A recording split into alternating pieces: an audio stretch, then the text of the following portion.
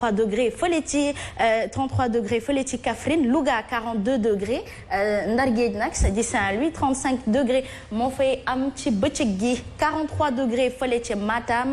42 degrés Tambacounda ak Kédougou ci bëccëg gi ba tey rek 40 degrés fële ci Kolda 38 degrés Sédhiou 26 degrés fële ci Ziguinchor dans le sud alors ci guddi gi mbaa ngoon gi ñu seetlu rek ba tey suñu météo lu muy joxe 21 degrés à Dakar Thiès tamit il fera 21 degrés 22 degrés fële ca Saint-Louis ca Ndar Géej Louga 32 degrés Matam 36 ci guddi gi Diourbel 27 degrés Fatick 26 Kaolack tamit 27 degrés ci guddi gi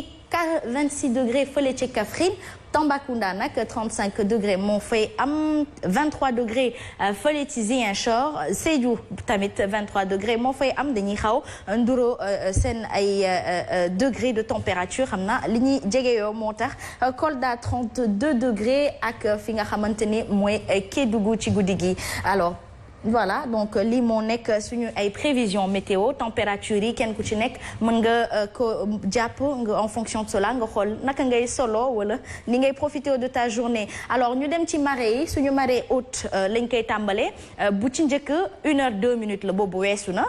ba ca topp nag nañ ko xaar ci diggu bëccëg bi fa à 13h 27 minutes donc bu ko defee rek ñu mën ko suñu mbokk nappkat yi sama mbokk ma lébu ni ko Biggi di waxee ñoom it maa ngi leen di nuyu ñu mun ko kar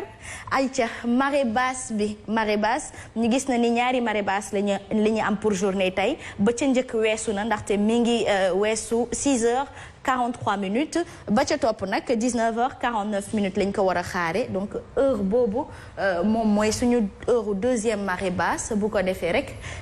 ñu mën ko voilà atteindre justement li moo nekkoon nag suñu météo du jour de la journée d'aujourd'hui maanaam mercredi 13 mai 2020 ma amoon contenté dégtal leen ko tout de suite nag ñu tàmbali rek plateau Subatel.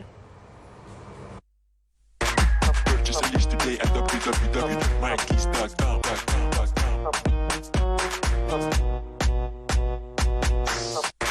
Purchase a list today at www.mykeys.com.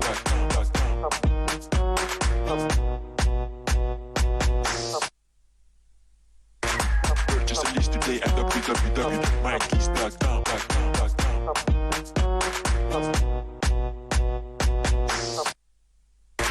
Purchase a list today at www.mykeys.com. Jeudi sur Sen TV. asalaamualeykum wa rahmatullahi taala wa barakaatuhu. man seen xarit seen soppe Serigne Abdoulaye Diop Bichri dinaa ñëw ak yéen ci waxtaan woo xam ni day aju ci xalifay Serigne Touba yi ci ay doomam ci télévision Sen TV jeudi ci guddi ci weeru koor gi incha allahu di ñaanal jullit yépp asalaamualeykum wa rahmatullahi taala wa barakaatuhu. Purchase a list today at www.mykeys.com.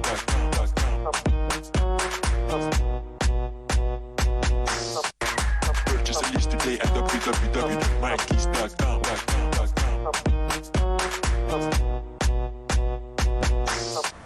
Aïcha di leen nuyuwaat di leen sargal yéen téléspectateurs yi safoo Subatel waaye safoo tamit Sen TV ma tàmbalee nuyoo bi rek Roxaya noo def. merci beaucoup ajaratu nga def tey de may bàjjenu gox bi. waaw ça se voit moo taxit nag defal ngeen ba mu baax comme d'habitude di leen nuyu yéen ñi nekk ci plateau mais aussi ñi nga xamante ne ñoo ñuy seetaan actuellement fépp waaye mën ci nekk ñu ngi leen di bëggee lu bëree bëri j'espère que seen mois de Ramadan nag yéen a ngi koy dund ci jàmm. ok ñu di la fay Biggi noo def. maa ngi sant bu baax Asma. yaa ngi am jàmm. maa ngi alhamdulilah. alhamdulilah macha allah tout va bien. oui tout va bien. noo yeewoo tey. man tey Dakar laa yeewoo. je vois que tu es de très bonne humeur aujourd'hui. t'as vu ça. avec ton blanc boubou blanc et tout. c'est moi. rabu dex daal ngeen niróo l'instant. maa la ko wax Mami Wataxana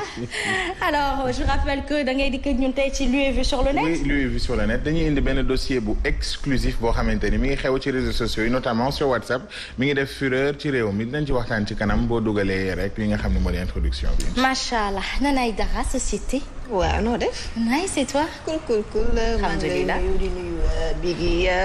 ok di nuyu aussi téléspectateurs yi ñuy seetaan Asma. macha allah ñu di la fay ma fàttali ni rek mercredi su ne rek dañuy am li nga xamante ne mooy société avec Nana Aïdara lu vu sur le net ak Biggi astuce du jour wala savoir vivre savoir être moo ci tànn bu ko ci neex rek ak Rokhaya tey moom dinañu wéttali ci permanence bi waaye dina def li nga xamante ni mooy rubrique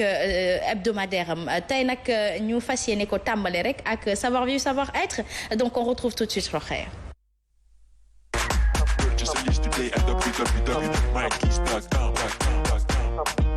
Alors Rokhaya. oui Asma tey dama ñëw ci savoir vivre savoir être ci laa ñëwaat ci bonne manière ñu fàttali comportement yi ñu war a am rawatina nag jamono ji ñu nekk nii xam na ne instant bi ñëpp a stressé ñëpp a tiit parents yi lekkatuñu naanatuñu ndax ñu ngi xalaat réouverture des classes donc loolu yëpp il faut que ñu wax li nga xamante ne moom la ñuy def pour gën a farlu ci suñu doom yi xale yi nga xamante ne ñoom ñoo war a dem ci école yi foog ñu am yenn règles yu ñu leen fàttali rek pour comme ça ñu gën a moytu lii di jàngoro bi di coronavirus comme te virus bi moom dafa sew te kenn mënu koo xaar fenn foo ko yaakaarul rek moom fa lay nekk donc moo tax foog ñu bàyyi ci xel bu baax a baax bi école yaa ngi waaj a tijji virus bi corona la tudd couronne la te couronne moom day bëgg di fës te cat du ko jàpp mi ngi noonu cat du ko jàpp moo tax dañuy ñëw ci les bonnes manières à l'école savoir vivre en période de pandémie donc ci loolu la ñuy ñëw nag dañuy fàttali quelques règles yi nga xam te ne suñu rakk yi suñu xarit yeeg suñu frères et sœurs yi suñu mbokk étudiants yi li ñu war a fàttaliku rek bu balaa ñuy dem commencer classe yi bokk na ci respecter ponctualité bi daf ci am solo teel a yegg sa école waaye tamit teel a concentré wu ci say cours mais aussi ñu fàttali li nga xamante ne moom mooy respect de l'ordre et de la propreté foog ñu moytu ko foog ñu bàyyi ci xel bu baax a baax ndax bu ñu demee école rek xale yi dañuy am tendance di fo ñoom dañuy garder même rythme bi donc dañuy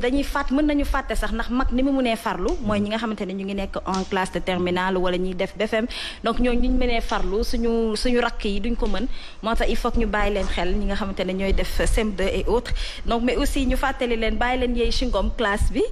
ba ngeen fi nekkee da ngeen di concentré wu bàyyi yeey chingom bàyyi di ko coller ci table yi aussi loolu bokk na ci li nga xamante ne moom la ñuy bañ savoir vivre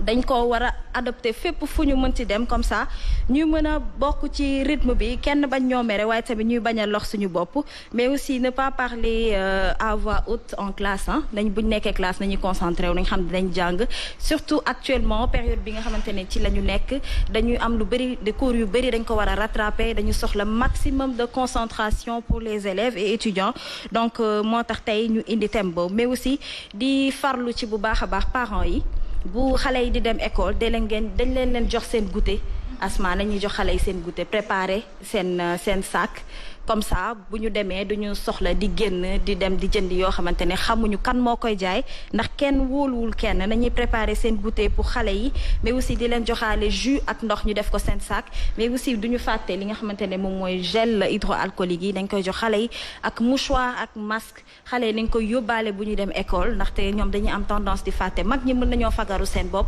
mais aussi ñuy ñaan contrôle ci école yi surtout en période de kii bu fekkee dañu nekk pause récréation nañ si bàyyi xel xale yi dañuy daw di foo ku nekk te xale yi dañuy porter virus bi sans pour autant que ñu xam ko te ñoom ñoo koy jox mag ñi moo tax dañoo war a vigilant ci côté boobu parents yi surtout nañ si bàyyi xel serviettes yeeg antiseptiques yi bu dara manqué bu ñu demee aussi école heure de pause bu jotee ku nekk na dem toog sa coin nga lekk tranquillement nga waxtaan en distance boo paree rek nga daal di dem moo gën a wóor mais aussi di éviter échange de fourniture yi ñuy def na xam nga sama genre yi dañu tàmm di àbb bi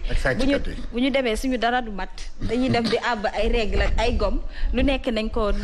ko bàyyi parce que actuellement foog parents yi nag da ngeen ndiroog sàcckatu big yooyu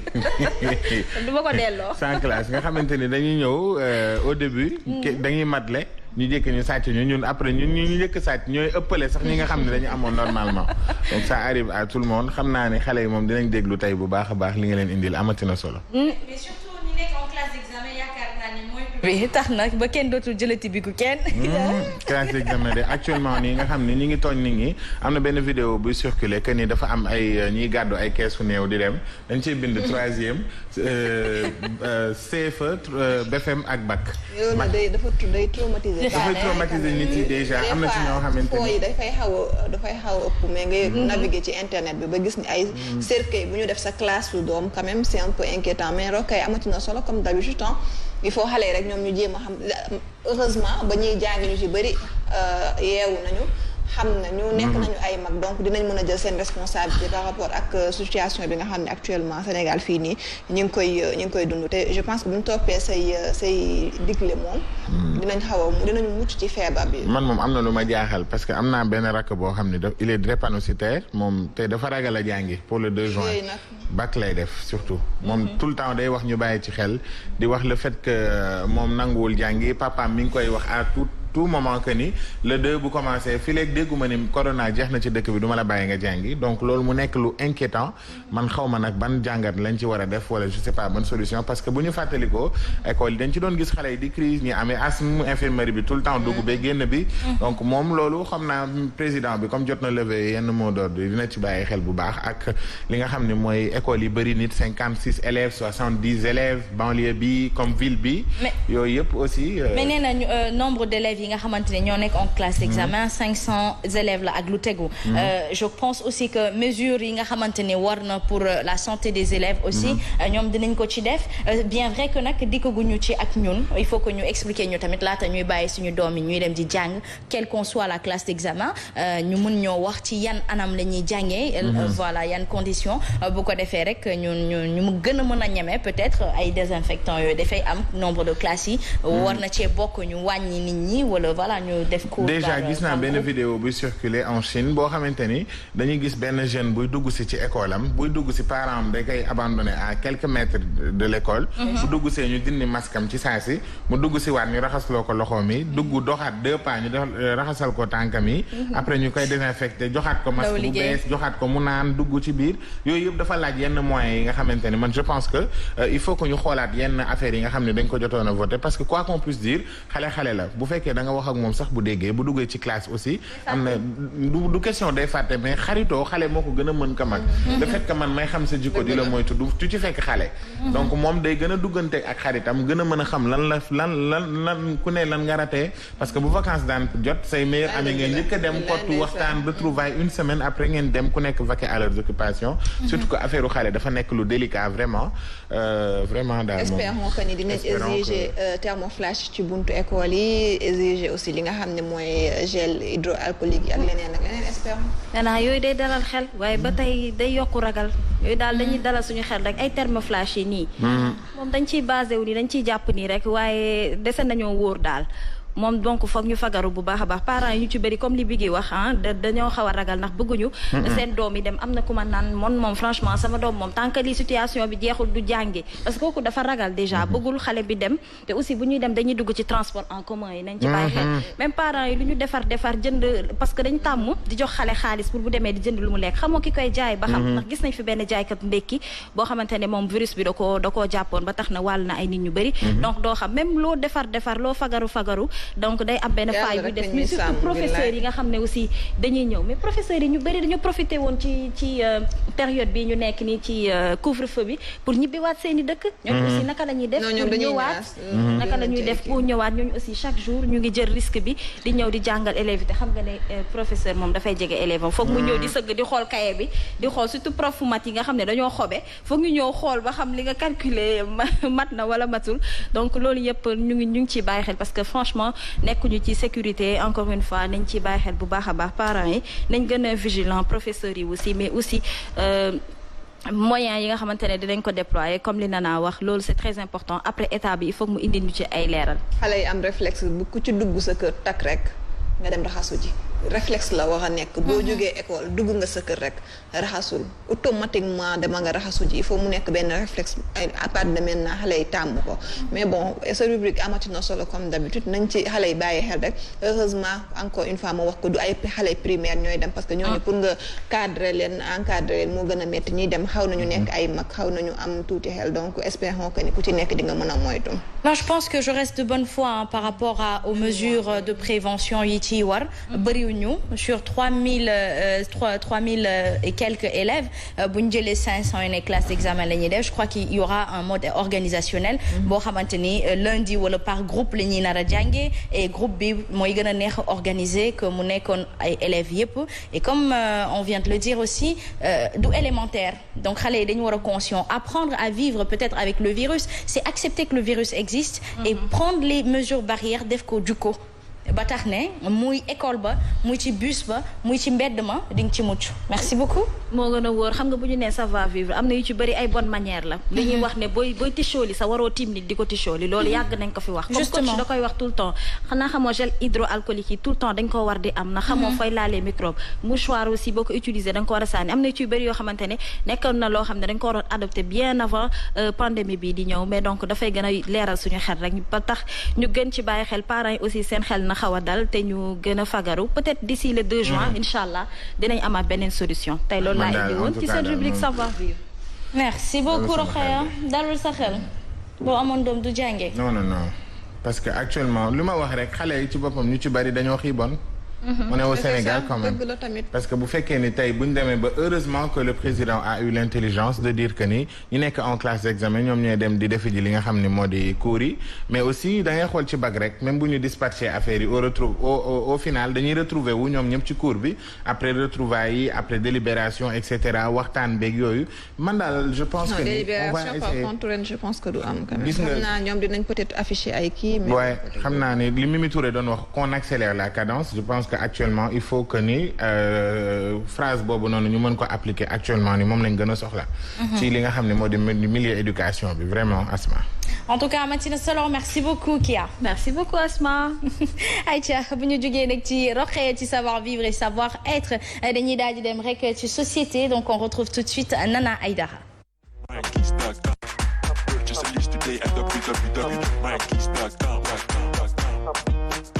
Voilà, donc savoir vivre, savoir être, bonne manière. Après les bonnes manières, on s'adresse à la société. Nana ñu nga fas yéene ñoo waxtaanal ci dot excessive yi maanaam warugar bu ëpp. voilà warugar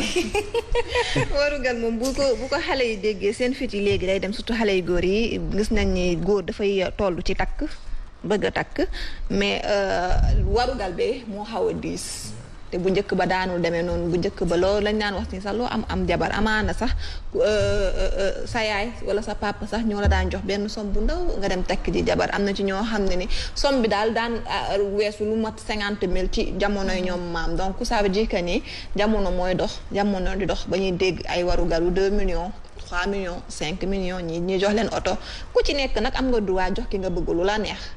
loolu moom kenn du ci wax du sax sujet pour man ku ci nekk am nga xool sa soxna tey xool benn rokkay yéena ko benn 5 millions 10 millions loolu dara amul lu ko dàkk ci àddina parce que jigéen bu nekk tamit ñaan nga yàlla. nana loolu neex na. dafa neex ci xool kenn werewutu ko mais nag bu demee ba bëgg nekk compétition là yaa souci donc moo tax tey ñu indi li nga xam ne mooy warugal excessive nag tey ji takk fi jabar Sénégal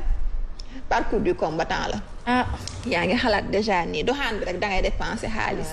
parce que dañuy wax naan lu feeñ ci say nuyoo woon na ci ngoro bi donc xale bu góor bi nga xam ne dafa am intention takk mi ngi sóoraale loolu am na ci nag ñoo xam ne ni dinañ la doxaan te duñu yëkkati di la jox ñoom dañ lay toog di la seetu di xool ban genre jigéen la. donc ñooñu buñ lay takk mën nañ la teralee xaalis bu baree bari mais à côté. am na ci ñoo xam ne bu ñu lay takk dañu lay financer dañuy def ci yow parce que xam nañ ni kat kii dama bëgg mu nekk après sama soxna yow loolu doyatul ñu war la takk sa waa kër di laaj ci ay 1 million 2 millions léegi dafa dem ba warugal bu tuuti nekk gàcce pour jigéen da ngay gis koo xam dañ koy indi 500 000 francs ñu ne la waaye yow ça va yow am nga jëkkër patati ñaata lañ la jox léegi ñaata lañ la jox bi comme lu normal la quoi dañ koy wax sans problème ñaata lañ la jox léegi bu dee 500000 la man am naa kees sa ne 500000 la parce que rokkay 1 million lañ ko joxoon may jox nañ 1 million 500. yow imagine déjà foofu yaa ngi commencé dugal sa bopp yaa esprit bi ma doon wax léegi nii compétition beeg defante bi concurrence bi mi ngi commencé dugg donc warugal excessif nekk loo xam ne Sénégal moo tax jigéen ñu bëri dematuñu boo xoolee période corona ba mu ñëwee publication yu bëri dañ doon wax ne profité leen ngeen takk jabar parce que dépense ñëpp loolu lañ doon wax kon ça veut dire que ni li fi tëye jigéen ñi sëyeetuñu parce que li leen fi tëye lu ci bëri warugal la parce que boo xoolee xale bu góor boo xam ne dafay liggéey di fayee ko chaque fin du mois 150 000 nga bëgg ko dajale loo warugalu 1 million wala warugalu 500 000 francs dafay xaw a metti kon maanaam dafay toog ay weer yoo xam ne du laa salaire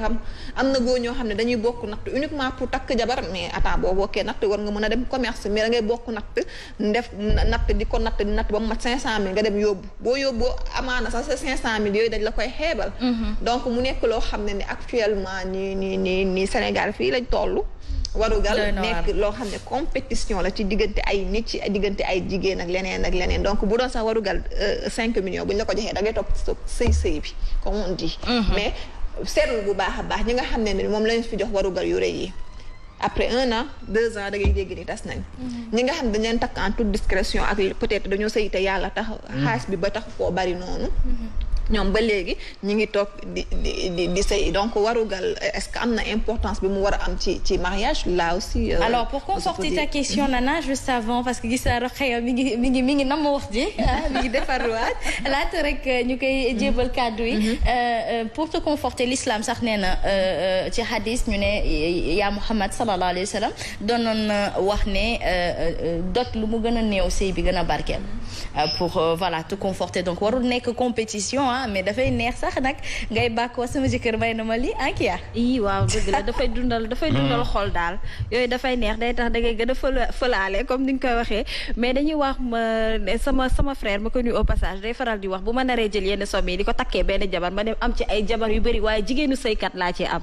damay dem am ci ay jabar yu bëri yoo xamante ne rangale sama ñeent yoo xam ne dañ may sëyal ba ma kontaan waaye dañuy jaawale may bu njëkk may bu dëkk moo ko gën am na ñoo xamante ne bëreet rek la ñu am c'est pas parce que kii jox na la warugar bu bëri que di noonu lay continuer am na ñoo xamante ne juste pour début bi rek moo tax ñu koy def. am na jigéen ñoo xam da nga leen di naan sax lan laa lay jox warugal ñu ne loo ma jox baax na instant boobu ñoom ñu ngi gis sëy bi.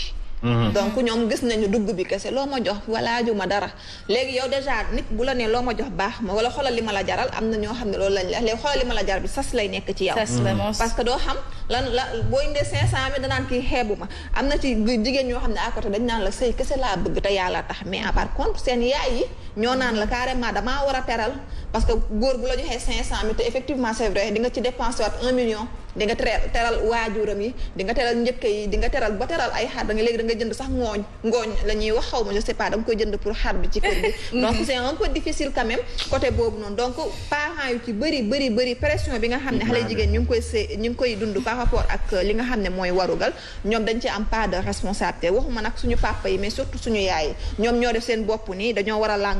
gu rëy géwél yi dañ leen a war a wër dañoo war a sol drap lu ñu joxe woon ci ndawtal yëpp dañ koo war a nangu en plus aussi dañoo war a teralaate. waaye nee naa jigéen ñi parfois dañuy gàtt xel asma da ngay gis koo xamante ne 400000 lañ ko jox wala 500000 waruga seen waa kër toog di xaar ku leen teral. mais loolu àndul ku góor ki nag moo ci war a wax ak ay waa yéen seen góor li mu joxe bëriwul ngeen di xaar en retour ku leen ñëw di leen teral ba pare loolu leen jox ñu xeeb mais loolu du yoon jigéen ñi chaque jour dañ koy wax à chaque fois dañ koy wax c'est pas parce que dañuy bañ a teralaate mais parfois liñ leen di jox moo dul bëri dëgg la boo ci xewee mu jeex xew xanaa boo jëndee benn xar sax boo nee defuma dara sax dangay dépenser lu bëri ma ne la yére bi sax te dañu ne sax jigéen bësam rek la am te dafay ñaan yàlla bës bi nekk benn bës kese nana donc bës boobu noonu bàyyi ko mu sañ ci xaalisam lan la mënuñu koo def nag parce que yow déjà boo xoolee solu jigéen yow déjà boo ñëwee ci tailleur bi rek nga ne ko dañ may takk boo xoolee li ngay dépensé wax na ma 300000 ci solu ci koo xam ne 500000 lañ la jox lekk ñëwagul naan ñëwagul solu bi jeex na fi léegi nag ku góor ki mooy dem ni ay parents am kat est-ce que dool ma muñal li nga xam ne mooy kii bi dëgg la nag ku ci nekk bëgg nga dégg ñaak nangul ko ci jur sa doom bu góor ba mu màgg ba indi soxna boo sañoon dañ lay teral wax dëgg neex yàlla loolu képp kii mais tamit après il faut nga dawal compréhension te nit ñi aussi lu ñu xamul bi gi mooy di nga warugal plus muy bëri plus muy gën a nekk coono ci sa waajur. ku góor ki bu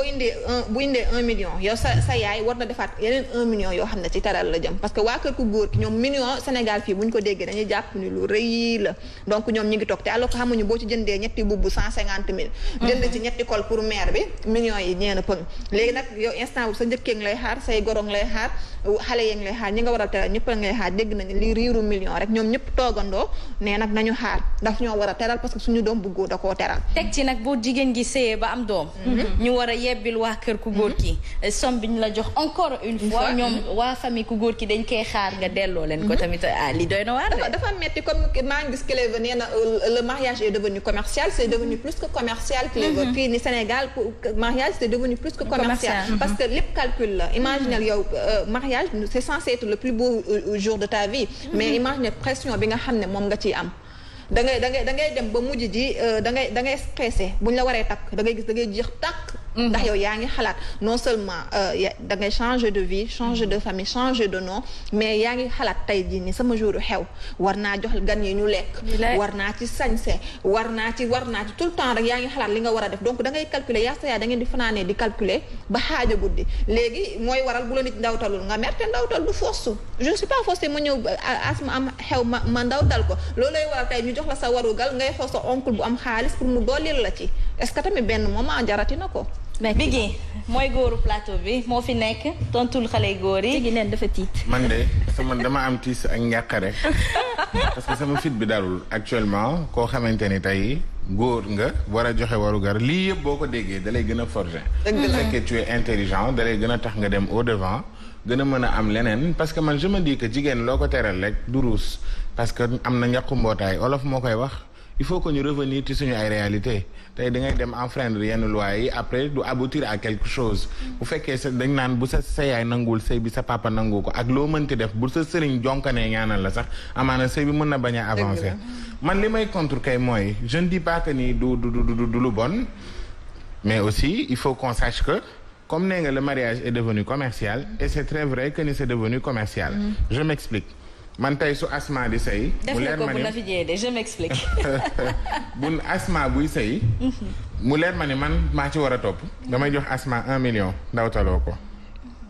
asma dans sa tête du 2 millions nga ma war a jox te su ma lay delloo sa ndawtal de fekk nga amaat xew maanaam booy ngénte et c'est devenu quelque chose boo xam ne comme li ma war a traiter après rek mooy comme coffre yi calcul la da ngay joxe 1 million ñu joxaat la 2 millions le temps que ngay ngénte man ci 2 millions dinaa ci liggéey ba suqaliku ci après man ma delloowaat la sa 2 nga delloowaat ma 4 ainsi de suite c'est devenu quelque chose boo xam ne nekkul lu jóge ci xol pour rejoindre li ngay wax imaginer buñ la indilee warugar sa yaay day jënd tàngal ñu koy séddale ci kër yi waaw tàngal di ko dugal ci kër yi ak yooyu de ba pare ci sa warugal dañ ciy yëkkati par exemple benn 15 000 francs mooy tàngal bi entre guillemets waaw mooy entre guillemets tàngal bi am nga tàngal en fait buñ la indilee Nana Aidara ñaanal naa la yàlla buñ lay takk ñu indil la 10 millions ou plus tey jii loolu noonu ñiy ñaan si bu ñuy ñibbi 5 millions yi da leen di topp. da leen toppaat moo tax léegi système boobu quand même les gars góor ñi comprendre bien nañ sûr ko si 10 millions ngay indi lu wér waaw 5 millions yi da leen di topp. waaw ndax nuyoo la xaw ma ak xaw ma lan. remerciement ak boisson. ak yooyu yëpp te transport ak yëpp ñu lekk mu nekk 5 millions. léegi koñ ba nga dem maye nañ 10 millions as kii Nana Aidara jox nañ ko 10 millions 10 millions yi tas na. on attend que Nana Aidara def bâche. solo 3 fois. woo Wally Seck mu way ko. ci ëllëg sa mu def mbaxal. après mu ngeen de teralaat en plus moom 10 millions lañ ko jox mu war a teral gorom si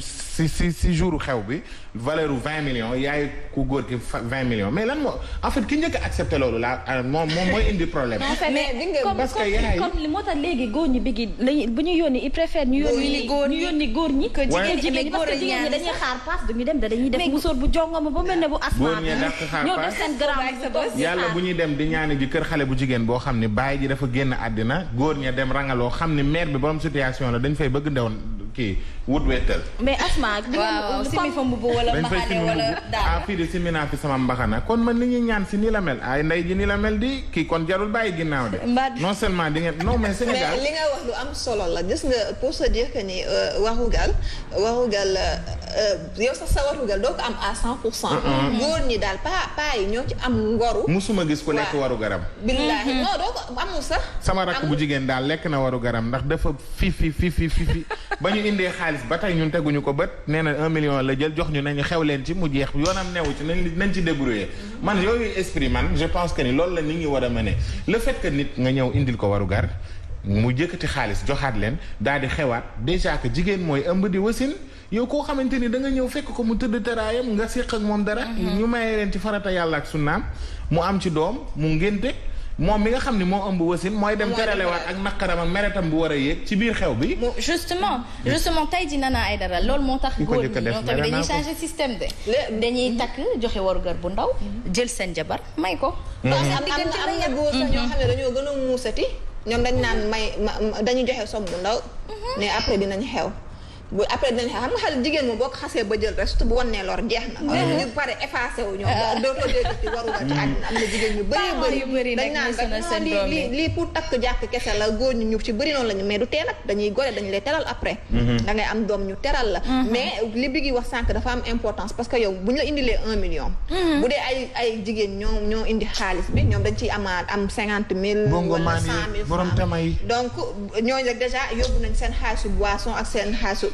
sa yaay dafay am loo xam ne moom da koy jël pour ay say bàjjan ak ñoom seen donc ça veut dire que yow xaalis bi finalement yow mi nga xam ne yow la ñu indi warugal doo ci jëlaat dara te à la base bu dee da nga muus man bu ñu ma indi doon tey benn 2 millions wala leneen ak leneen dinaa ci xool ma ne xaaral ma épargne lii loolu moo normal xaaral ma épargne la parce que sa xaalis la quand même yow lañ ko jox nit ki buñ ko mayee cadeau comme li Nana di wax daf ci war a préparer waat parce que booy sëyi da nga war a am lu bëri loo xam ne da nga war a changer bis bu ñu déggee ni denc nga sa warugar gaaf lañ lay njëkk a utal Nana Aidara dafa am gaaf. 2 millions lañ ko jox mu xewee 500,000 ana 1 million 500 yi. gaaf bu bon la am. warugar kenn du ko lekk da nga koy séddale. ki jigéen ju bon la.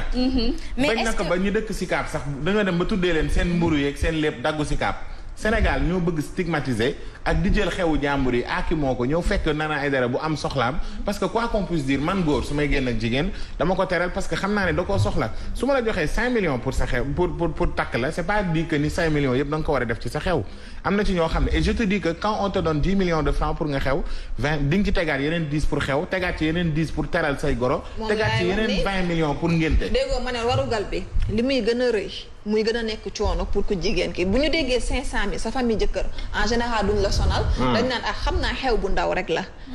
mais bu ñu déggee 1 million ñoom kay million moom bu ñu koy xas ba dégg rek jàppal ni problème dugg na parce que ñoom ku ci nekk mi ngi toog di xalaat jesner mi ngi xalaat leneen ak leneen ak leneen donc ça veut dire que warugal bi lu muy gën a di bëri rek muy gën a nekk fitna ba pare beneen affaire boo xam ne xale jigéen ñu ngi koy def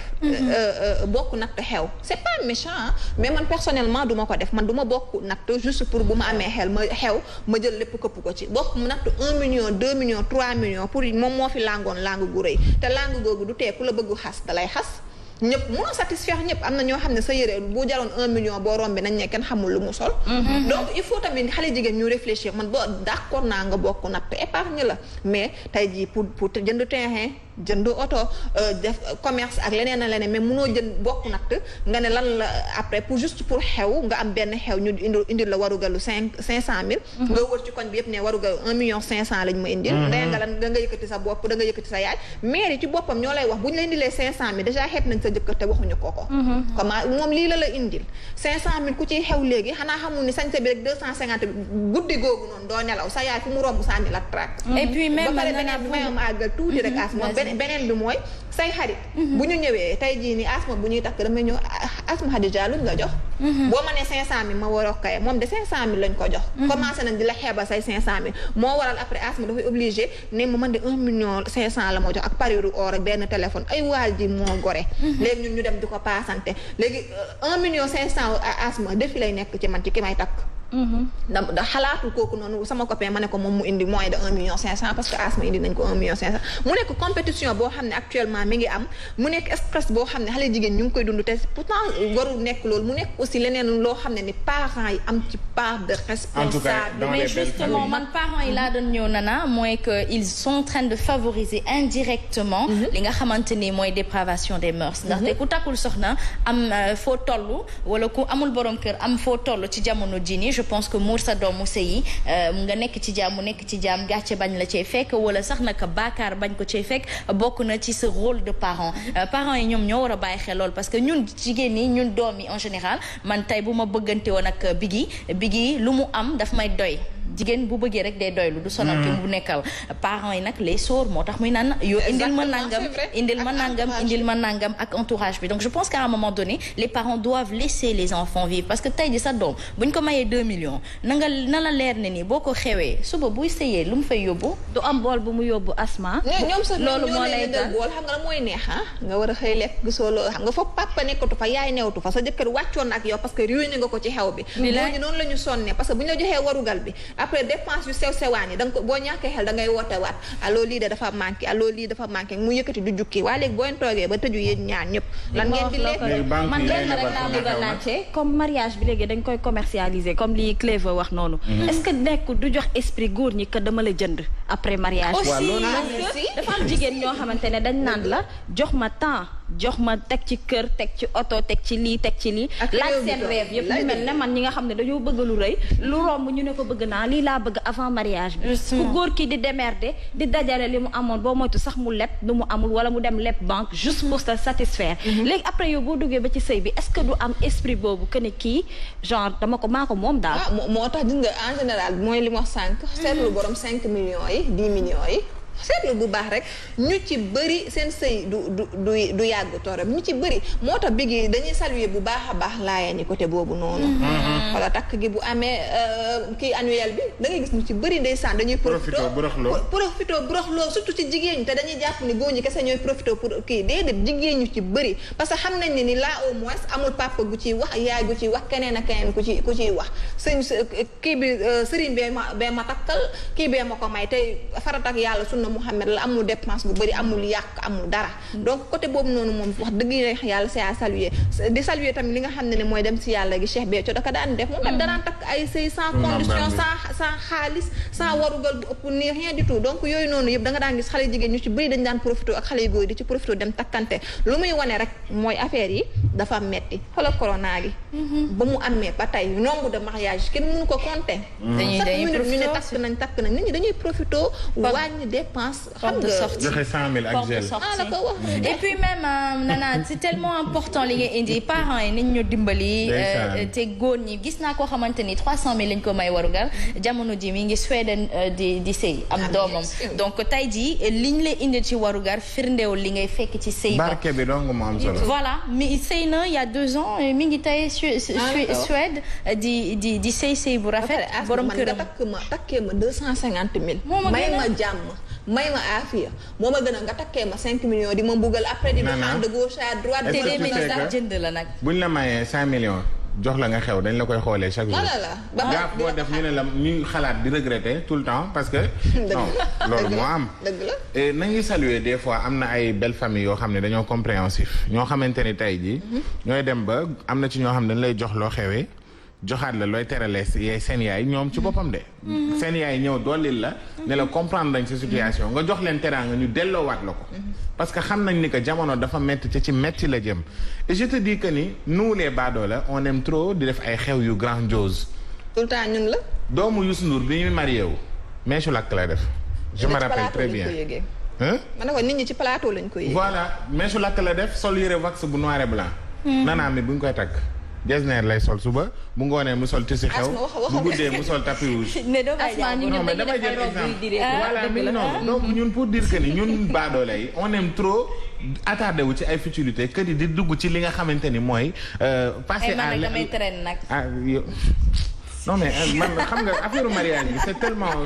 en fait c'est pas devenu quelque chose de simple de concret de sacré simple dafa war a sacré surtout sacré pour mu sacré faw mu simple. voilà nit ñi nañ koy bàyyi muy glissé. joxeetuñu sax muusu guro sayu guro la ñuy indi. say bi la ñuy teg say bi maanaam mooy. kees bu ngande bi gis naa ku ñu indi guro gu bëri goo xam ne guro gi kenn xamul nan lañ koy def tellement que dañ koo tiim naan lii lañ ko war a def léegi la question mooy lii pour lan la wanewu la wala lan lañ ci jublu. concurrence bi dañ ko war a bàyyi parce que ku ci nekk ak sa wërsëg te il n'est pas dit que 5 millions bi ñu lay jox dara ngay 5 millions ngay fekki sa biir néegu sëy le plus important mooy li jigéen ji di fekk ci biir néegu sëyam te nag Nana man je pense que góor ñi dañuy wax ne dañu war a am yërmande ci ñi ñuy takk yërmande bi dafa war a jiitu ci jigéen bi ñuy teral ak ay waajuram ba tax ne kooku dana xam ne ne du alal bu mu moomal boppam waaye ndénkaane la ba tax ne mu mën ci am yërmande je crois. asma de billaay ku lañ la fi indil 1 million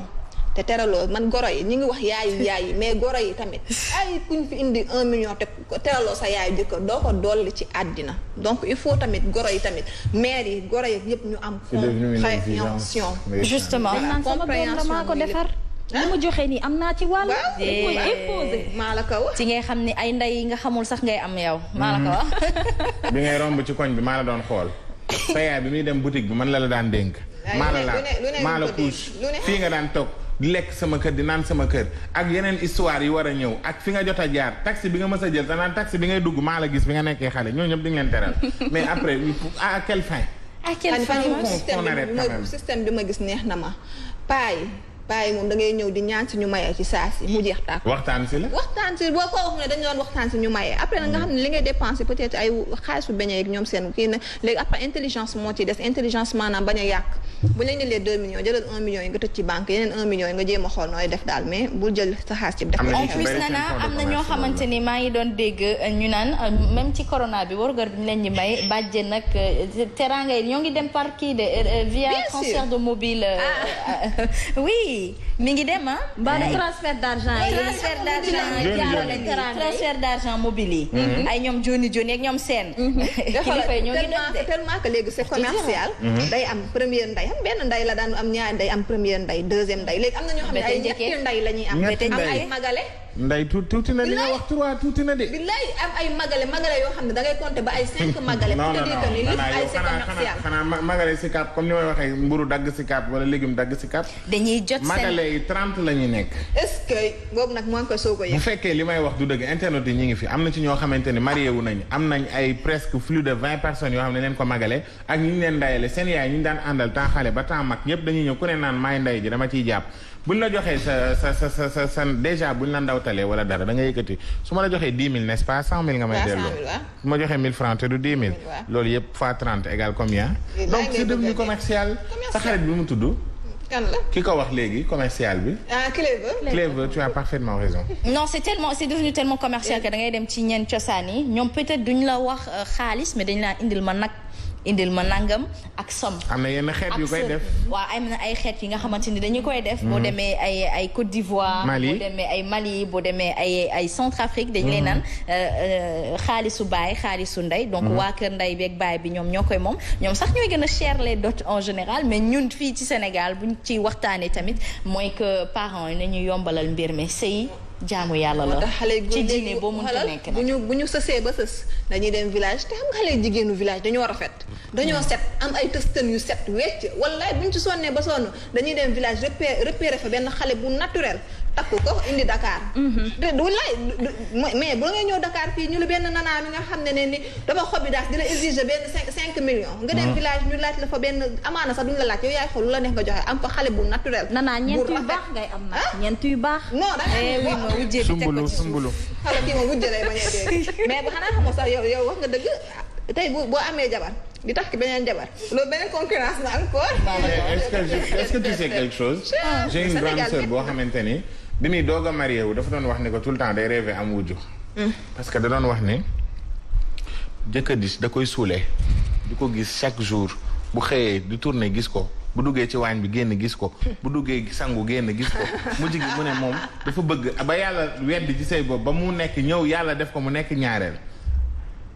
parce que dafa dem ba ni comprendre na ni que il faut du ma ne que il faut partager les hommes mais dafa comprendre que ni soulagement bi mu am le fait que keneen di jël wàllam par 2 jours ñuy gisante day dem ba nammanti ko day am seen biir comme sa jëkkër bu ko mënee rek na ko def accepter loolu rek. bu dee mën na ko. dëgg la kii de wujj moom boo ko waxee day mujjee bàyyi émission wujj fukaray la yemale. déjà ku nekk ci régie bi daal. Mam Sidi dañ koy dégg ba fii nee na bi ngay wax dëgg tey. mi ngi wax ci régie moom en fait damay bañ a yëngal ménage ñi nekk ci régie bi mais am na ku ci waaj a takk ñaar. Mam Sidi ba foofu mujj moom la. est-ce que du Mam Sidi moom non Mam Sidi du def loolu. daa mel ni daal Mam Sidi la Mam Sidi moom day waaj boo waxee aawa ñaareel day kontaan. déedéet non Mam Sidi la wala Aziz. Mam Sidi la parce que Mam Sidi soo waxee ci ñaareel rek ak droit bi nekk góor war ko def rek moom day say. non Mam c'est un homme de parole bu fekkee ni parce que ñooñu duñu jeng comme genre Mam Sidi luñ la wax dañ koy def donc ñoom mën nañu am ñaari jabar. nee na moom tey dégg waaw. en tout cas wax fa dëgg yàlla jëkkër yi nañuy jigéen yi nañuy góorgóorlu góor ñi nañuy góorgóorlu ba tax de ay wujje yooyu noonu ñu teg ko de côté sëy bi daal neex na man mën naa toppatoo amul problème. Nana Aidara warugar yi dañ koy wàññi man moo ko wàññi naa sama bos bu mu kii wàññi samay bos bu mbokk muy Roqeya di Biggi ku lay takk tamit ki ngay takk man maa ngi dem. non mais man en fait man il faut non ku ci nekk ak li nga bëgg a def Mam Sidi tey bi muy takk jabar amaana li mu bëggoon joxe. waaw njot li mu gën a bëgg joxe carrément sax ëpp na li mu joxe. wala li mu joxe bokk na ci maanaam xol mooy joxe tey sama xol man li ci nekk mooy takk jabar may ko 7 millions wala 10 millions wala 70 millions ku nekk ak li nga yéene ñàkk mbootaay dafa am wax naa ko bi ñuy tàmbalee wax ji foofu la tàmbalee am na ñoo xamante ni seen yaay liggéey nañ loo xamante ni moom mën nañ permettre ñu am 10 millions wala 20 millions ci àll bi te seen sëy dina yàgg nee naa la am na ñoo xamante ni nañu moytu di ñaanal nit naan ko yàlla na la yàlla fay sa xol am na ci ñoo xamante ni bis bu leen yàlla fay seen xol dañuy guddee. waaw donc en tout cas ay sama di nga esprit bii nii la ñu war a bàyyi ndayam ba liggéey moo tax ñu indi ko 5 millions. mais fi am. non mais ndayu ñëpp a liggéey. mais mooy indi concurrence yi ndayu ñëpp a liggéey chance a yemu rek. góor bi nga xam ne liggéey moom li gën a metti ci liggéey bi rek mooy jur bi. li ci des nag xaw ku nekk li nga dund. góor bi nga xam ne dafa romb kër yu bëri ñëw nee la yow la kooku da lay leen bu sañoon bu lay may waxuma la sax benn 500 millions la lay jox mu yéeneem ëpp na sax li nga xam ne ni moom la jox mais amaana foofu la dooleem toll foofu la poosam toll léegi nag c'est à toi yow nga jël sagal sa jëkkër siggil ko wanka ni carrément li mu ma jox xeebu ma ko benn yoon waxat nag sa yaay mairie da nga leen di taaj téesante mais beneen yoon na nga indi jàng Biggi ma laaj la rek kan mooy ndeyu lislaam ndeyu lislaam maanaam ki jigéen bi njëkk gëm lislaam jigéen bi njëkk soxna Xadija lan moo nekkoon waru garam xaw ma ko de wax dëgg yàlla waaw kay nag kon nag kooku dafa oyofaloon lépp nañu jël exemple ci kooku Nana Aidara di nga asma pour terminer rek maire yi man tout le temps ñoom laay ñëw ñaari maire yi nga xam ne ñoo sikk xale yi goro beeg yaay bi ngala ngir yàlla jàppale leen seen doom yi te ba dee wax bu ñu ci indi warugal bu dee dafa bëri na épargne mun na ko dimbali après ci néegu sëyam commerce ak leneen ak leneen mu ngi ci mais warugal beneen yoon daal bëgg naa nga indi jeng jeng waaw am na ñoo xam ne dañuy takk ñaareel merci dëkk fa merci beaucoup dëkk fa bañ a ñëw Nana xam nga ban ngay indi ñi nga xamante ne bëgg nañoo fekk si waaye bëgguñu kenn ku leen fekk si maanaam bëgguñoo wujjee bëgg nañ position ba pare di bañ troisième da ngay kat troisième non am nga mbokk bi kat troisième elle sera deuxième dafa am ay safara yu muy dégager bëggoo nekk ñaareel non damay laaj rek merci beaucoup ce n'est pas le sujet la vie privée des autres ne nous regarde pas non du vie privée dama ni est-ce que bëgg nga nekk ñaareel waaw wala déet oui ma lu yàlla indi baax na merci beaucoup Biggi Aïcha merci beaucoup Nana Aidara merci beaucoup ngay mel ni géwalu juddu nii géwal juddu la Aïcha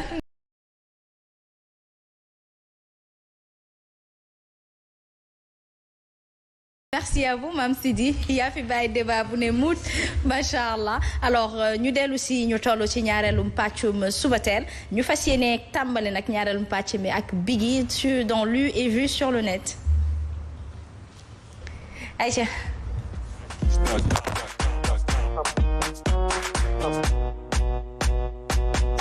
Biggi loo xam ci coffre yi ñuy wax ci dëkk bi. alors coffre yi moom lañ indi tey ci lu vu sur le net ak li nga xamante ni moo jot a xew ci réew mi actuellement boo xoolee li nga xam ne moo def buzz polémique mooy coffre yi nga xam ni nee nañ da ngay joxe 3000 teggi 32000 te pourtant benn yoon rek ngay joxe li nga xam ne moo di coffre yi loolu nag am na benn borom xam-xam boo xamante ni jotoon nañ ko ci stigmatiser maanaam indi woon na fi problème bu rëy am na benn documentaire boo xam ne jot nañ koo def ci moom pour tënk rek. exemple bi nga xamante ni moom laa indi tey ñu xool ko dellu si ci plateau bi. Pyramide de Ponzi le plus connu, Bernard Madoff, ce grand escroc des années 2000, purge sa peine de prison de 150 ans au fin fond de la Caroline du Nord. Mais ce n'est pas parce qu'on parle plus ou peu des pyramides de Ponzi qu'elles n'existent plus. Voyons d'abord en quoi ça consiste. Chaîne de Ponzi, dynamique de Ponzi, pyramide de Ponzi ou schéma de Ponzi, appelez ça comme vous voulez, mais le principe reste le même. Quelqu'un qui vous inspire confiance vous propose d'investir dans son portefeuille et vous promet des intérêts juteux à toucher dans la foulée. En fait, le fraudeur va prélever une partie de la somme que vous lui avez confiée, d'abord pour son enrichissement personnel et ensuite pour payer la personne qui s'est fait rouler avant vous. Quant à vous, vous serez payé avec la personne qui sera victime de l'arnaque après vous. Pourquoi Ponzi? Eh bien, ça vient de Charles Ponzi, un businessman italien qui sévissait à Boston dans les années 20. Il promettait 50% d'intérêt à toucher seulement 3 mois après. C'est tout de même 30 000 personnes qui sont tombées dans le panneau. La rumeur veut qu'au plus haut de sa forme, Ponzi encaissait jusqu'à $1 million par semaine. Ponzi avait monté de toutes pièces un faux business de revente de timbres alors qu'il n'en avait jamais acheté un seul. En France, la dernière escroquerie connue remonte au mois d'octobre. Dans la région Hauts-de-France, une société secrète a escroqué pendant 4 ans plusieurs centaines de personnes. Les agrafins invitaient des gens à entrer dans ce cercle. Première condition, investir 10 000 €. Et deuxième condition, ramener 2 autres personnes respectant aussi la première condition. Les organisateurs proposant à terme aux nouveaux arrivants d'empocher la somme de 170 000 €. Pourquoi autant de gens, que ce soit avec Ponzi ou avec les suivants, sont tombés dans le panneau? Eh bien parce qu'ils vous proposent des gains faciles, rapides. En gros, investissez 5 000 € aujourd'hui et vous toucherez le double dans quelques mois. Ça fait rêver, surtout quand on sait qu'un taux d'intérêt tourne plutôt autour de 2,5% par an. C'est justement ça qui doit mettre la puce à l'oreille. Là où ça coince, c'est quand un client veut récupérer son argent. En général, l'escroc rechigne, il glisse comme une anguille et pour s'en sortir, il promet finalement des gains encore plus importants pour convaincre justement l'investisseur de rester. Bernard Madoff sélectionnait ses investisseurs avec soin. Souvent, il n'acceptait que les tickets minimum d'$1 million. Et parmi ces victimes, on retrouve notamment HSBC, Banco Santander, Natixis ou encore BNP Paribas. Les plus grands, donc, qui sont quand même tombés dans le panneau. Et ça continue. Aux États-Unis, par exemple, 2,25 milliards de dollars ont été démantelés dans des pyramides de Ponzi sur les 5 premiers mois de l'année 2018. C'est un chiffre issu du blog spécialisé de Ponzi Book et c'est un record. Tous les actifs sont concernés, matières premières, matières agricoles, immobilier, tickets de concert ou encore devises cryptographiques comme le Bitcoin.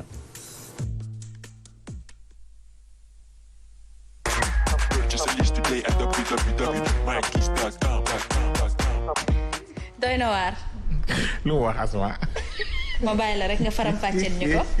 alors li ngeen jot a gis léegi mooy pyramide de Ponzi am na ñu koy woowee dynamique de Ponzi ñeneen ñi naan ko chaîne de Ponzi wala schéma de Ponzi nom bi day changé mais le principe reste le même loo xamante ni ay yëfi déli la daal wax dëgg yàlla nekkul loo xamante ni dañ ko war a def pour appliquer ko pour ci réew mi da nga koy gis ci réseaux sociaux yi actuellement WhatsApp. képp koo gis mu ngi naan da ngay teg 3000 gagné 80 000 faites gaffe à ça maanaam man damay yor 5000 francs ma dugal ko ci sama compte ma dugg ci groupe bi ñu ajouté ma ñu ne nanaa indil 2 personnes mu ne Biggi indil 2 personnes. man ma dugg indi 2 personnes kii dugg indi 2 personnes man ma gagné et c'est déjà c'est irréfléchi. Merci. nga ñëw joxe 5000 nga pare amaat 80 000 sans pour autant nga joxe waat yeneen 75 000 pour xaar ko comme natt. Déjà moi je pense que ni ñi nga xam ne dañ ci jot a gagné ils sont en danger parce que tey jii su ma dugalee les 2 personnes qui sont là. ñoom ñaar ñu dem ba gagné yéen aussi da ngeen di dugalaat ku nekk yeneen ñaari nit yéen seen yeneen ñaari nit yi bu ci kenn amee problème. maara ji imsi bu ñu demee au tribunal wala ñu dem justice wala ñu dem police bu ci amee problème dañuy remonter à la source. bu ñu remonter à la source ki am problème mooy ki nga dugal yow ci boppam dañ lay woo kii. yéen ñaar ñu tëj leen yéen ngeen boole ma ne man maa remonté man aussi je vais essayer de remonter et ça sera très compliqué parce que am na ci ñoo xam ne amuñu moyen pour mën a justifier li nga xamante ni moo di seeni fait parce que avocat dafa cher donc pour éviter tout cela am na benn système la boo xamante ni gis naa dem ba président Cissé moom moo gën a attirer sama attention moom mi ngi wax ni que ñu waslu àq ci jeunesse bi nga xamante ni dañoo paresseuse ba pare bëgg xaalis te duñu ñàkk te effectivement c'est très vrai que ñoom dañuy nekk li nga xamante ni dañuy participer tout le temps ci ay jeu de hasard wala dugal xaalis ci loo xam ne da ngay am en retour pari foot gis nañ ko fi doxul xale yi ñi ngi xool leneen lu gën a graaw pari foot parce que lii moo gën a gaaw da ngay gis naa bu bokk ci fukki coffre ku fukki natt fukki groupe WhatsApp tegi fi 80 000 am na ci ba 1 million de francs CFA. oui te Biggi yow yaa ngi naan jeunesse bi man xam nga man sax waxuma xale yi parce que xale yi tout le temps ñun dañuy conscientiser parce que ba ne xale. xamuñu lu bari. mais coffre yi nga ci entreprise yi bu gën a mag fii Sénégal asma maa ngi wax si sa contrôle. entreprise bu gën a mag Sénégal instant bi ñoom ñi ngi coffre tu t'imagines ba pare ñoom di ajouter ay nit ñoo xam ne sax bokkuñu ci entreprise bi. ma dama dem ba ne xanaa lii nii borom entreprise bi yëgu ko parce que mënoo nekk opérateur téléphonique bu gën a mag Sénégal ngay nangu yenn yi di xew ci sa biir entreprise. lu yanuwul maanaa rek mooy 5 millions ok 5 000 francs. nga teggi 80 000. waaw waa léegi ana 75 000 yi ci des. da nga ko natt xel am na yoo xam ne xel moo koy maye quoi. léegi dama lay jox benn exemple coffre boo xam ne 320 francs la. et 20 personnes ñoo dugg à l'entrée donc ñoom 16 personnes yi au départ rien que 16 personnes yi pour ñu gagner il faut 240 personnes yoo xamante ni dañuy participer. ku ci nekk joxe sa 2800 francs pour gagner. léegi tey jii si on a les 240 personnes yoo xam ne dañoo arnaqué ñooñu aussi il faut que mu nekk 3840 personnes ñu participer pour ñu gagner donc au total 3584 personnes lañ jot a arnaqué. te cette fois-ci nga xamante ni chiffre bi day yéeg ba 680 francs ainsi de suite muy dem di dem donc je pense que il est temps ñu réveiller wu nee naa la benn problème bu ndaw mun na bañ a am sax problème parce que boo gisee ba ni li nga xam ne moom lañ traité léegi mooy système de Ponzi nga xamante ni indi woon na problème bu rëy ba ñu tëj ci nit ki traité ko du plus grand arnaqueur au monde donc tey jii boo xam nga lu gën a ñaaw mooy nga ubbi sa WhatsApp chaque jour ngay gis nit yi ñu naan kees am na dama ubbi groupe tey 5000 la coffre bi ubbi leen lii laaloo ba pare di joxe exemple di snap xaalis naan jot naa sama xaalis ñëw leen ngeen dugg ci et cetera gis nañ fi ay yenn bitcoins yoo xamante ni mujjul fenn ay jeu de hasard et cetera c'est vrai que actuellement am na jeu bu xew muy Coin Master xaritoo amitié yaa ngi yàqu dugg ci village yu jàmbur détruire ko et tout mais loolu moo gën au moins nga xam ni que sa xarit moo la def yenn yi pour nga mën a ay wut ci solution pour prochaine fois nga mën a fagaru pour mën a am li la neex man je pense que ni actuellement suñu jeunesse bi wala monde bi dafa commencer tourner dafa commencer yàqu. C'est louche daal man je trouve que c'est louche moi j'en ai entendu parler. est-ce que c'est vrai est-ce que nekkuñu dañu lëre qu'on est en train de dormir dañu yeewu affaire yi dem. non man période bi mu xew sax période corona quoi. waaw nga xam ne ni période bii nii ku ci nekk yow da nga tëdd mais benn bët ngay nelawee xel yi dalatuñu yéen amu leen benn souci àddina lu dul te man balaa maa dee dañuy am audace wala quoi di la expliquer coffre la 5000 ngay joxe teg 80 000 léegi il faut ma indi ñetti personnes yow ñoom bu ñu indee ñetti personnes dañ leen di jox seen 80 000 yow ñi nga xam ñoom ñu génn groupe bi yow nga des fa. waaw léegi ñoom dañuy génn de yow nga yaa des ci problème bi de ñi nga fa desal xamoo ci kenn. tu t'imagines ñi nga fa desal yow xamoo leen moom mi la indi moom encaissé na 80 000 lam génn na période bi est-ce que sax période pour def yenn yi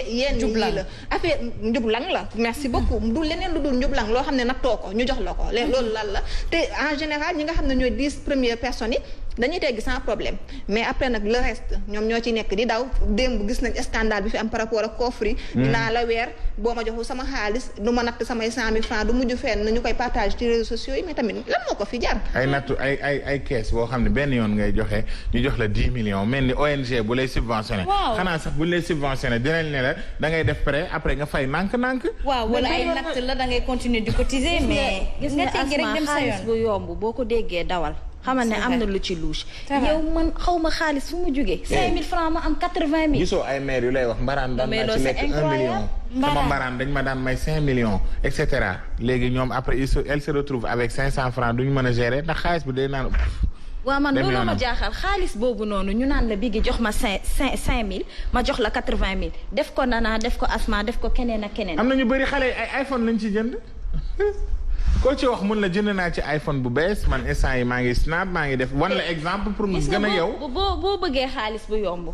pour ñu dugal la dafay yomb. parce que am na ñoo xamante ne yow loo xamante ne liggéeyoo ko mais yéen ni sax sa xel moo ko war a. la moo ma gën a metti mooy le fait du ay xale quoi ay magum jëmm man ñi ma leen di wax ni majeur et vacciné justement ay magum jëmm lañ kii xam na li may wax nekk ci ay entreprise di liggéey ñoom ñoo koy organiser ba pare fatt nit ñi nag ak woote man moom heureusement kenn woowu ko man xam naa dañ naan kii duñ ko dugal. man de woo nañ ma ba sonn. mais man moom kenn du ma dugal ci yooyu. j'ai une copine qui m'a appelé expliqué ma wax ma affaire yi doyu ma dalul sama xel xaw ma woon ni lan la am d'autres personnes yoo xam nañ ma naan kaay bokk ci koof man taaj naa ay jeunes expliqué leen li ma wax nii ci télé bi wax leen ko pour ñu dégg xam nga lu ñu ci teg ne ma non ñun amaguñ ci problème boobu ba léegi ñëpp a ngi bokk mi ngi sàjji ku nekk ngi am sa xaalis amuñ ci problème ay classe Jules Mbaye gii nga xam ne du ñu dégg da ngay wax suba ba ngoon expliqué leen ñu ne la non li nga wax du noonu. mais je crois que loolu secteur boobu ministère de l'intérieur ñu dañ ci war a vérifier lu bu baax a baax parce que tamit xaalis dañu la naan nga indi ko directement ay groupe WhatsApp lañ koy def. da ngay envoyer transfert d'argent da ngay def transfert d'argent mobile yi ñoom war nañu saytu bu baax a baax je crois que l'heure n'est pas. transfert yi nag ñoom instant bi dañuy dox ñoom duñ ci sax dañ ciy dëgg sax seen tànk. léegi tey coow la ñuy xaar mu am. voilà mais je crois que l'heure n'est pas à jublang d'accord comme ni ñu koy waxee l'heure est vraiment à refaire à revoir le savoir-vivre et le savoir-être. lébuy de buñ la fekkee. mais aussi xam ne actuellement. xam nga booy doxal dara la ngay xool moment bi nga koy doxal. xam nañ ne jamono ji ak confinement bi xaalis dafa gën a jafe. l'argent se fait rare kenn gisatu ko. ci loolu lañ nañ ma profité. regarde ma petite sœur elle m'a dit am na bu nekk boo xam ne 500000 ngay teg am 8 millions. teg 500000 teg am 8 millions. tu te rends compte. après foo jëm ak 8 millions. benn yoon ngay teggi 500000 nga gagné 8 millions. mais ñoom du ñu def recherche laajte. xaalis bi fu mu jógee. man c'est ça la question. mais expliqué nañ la ko léegi. li muy jógee fi mu jógee mooy am bi gën a yomb actuellement. gubbi sa groupe WhatsApp rek nga ne yow par exemple tey 30 personnes ñooy participer. est-ce que du blanchiment d'argent. mais loolu lay nduru torop. gis nga ñun dañoo am génie fii Sénégal mais façon bu ñu ko exploiter. caay goo xam ne moo nekkoon ci ñun. ay bandi lan. non dañoo am génie bu extraordinaire ñun ci suñu jeunesse bi ci ñun ñii lu ñuy xalaat suñu mag yi sax doon nañu ko xalaat mais au lieu ñu utiliser ko en bonne échéance duñ ko def da ngay xool yii nii ay njublang ay teg ay xool nan la ngay encaisser. ñëpp ñu bëree ci bokk. gisoo Michel gëj nga ko gis ci télé bi ci la bokk. ay